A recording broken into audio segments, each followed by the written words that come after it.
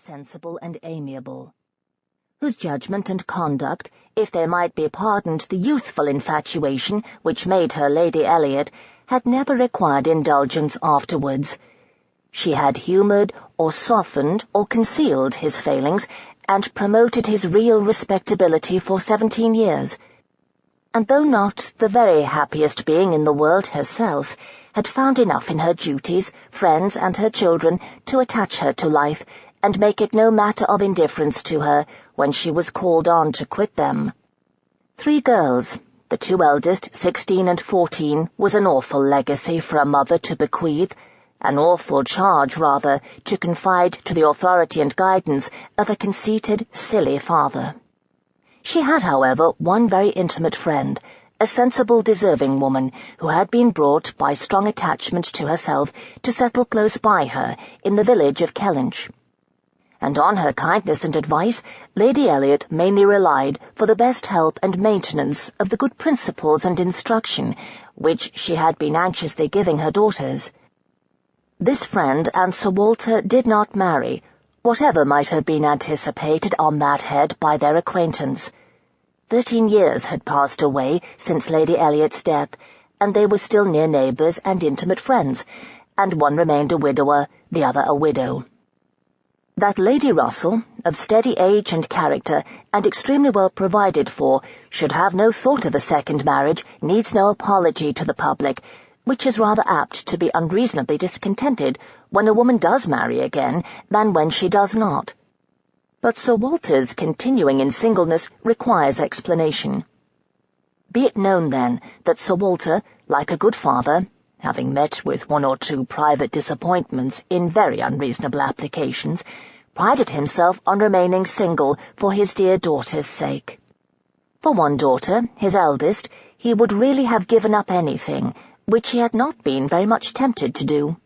Elizabeth had succeeded, at 16, to all that was possible of her mother's rights and consequence. And being very handsome, and very like himself, her influence had always been great, and they had gone on together most happily. His 2 other children were of very inferior value. Mary had acquired a little artificial importance by becoming Mrs. Charles Musgrove, but Anne, with an elegance of mind and sweetness of character, which must have placed her high with any people of real understanding, was nobody with either father or sister. Her word had no weight, her convenience was always to give way. She was only Anne. To Lady Russell, indeed, she was a most dear and highly valued goddaughter, favourite and friend. Lady Russell loved them all, but it was only in Anne that she could fancy the mother to revive again. A few years before, Anne Elliot had been a very pretty girl, but her bloom had vanished early. And as even in its height, her father had found little to admire in her, so totally different were her delicate features and mild dark eyes from his own, there could be nothing in them, now that she was faded and thin, to excite his esteem. He had never indulged much hope, he had now none, of ever reading her name in any other page of his favourite work. All equality of alliance must rest with Elizabeth, for Mary had merely connected herself with an old country family of respectability and large fortune, and had therefore given all the honour and received none. Elizabeth would, one day or other, marry suitably. It sometimes happens that a woman is handsomer at 29 than she was 10 years before. And, generally speaking, if there has been neither ill health nor anxiety, it is a time of life at which scarcely any charm is lost. It was so with Elizabeth, still the same handsome Miss Elliot that she had begun to be 13 years ago, and Sir Walter might be excused, therefore, in forgetting her age, or at least be deemed only half a fool, for thinking himself and Elizabeth as blooming as ever, amidst the wreck of the good looks of everybody else.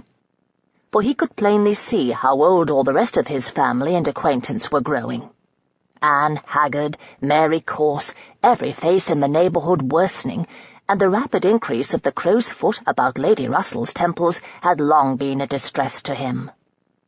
Elizabeth did not quite equal her father in personal contentment. 13 years had seen her mistress of Kellynch Hall, presiding and directing with the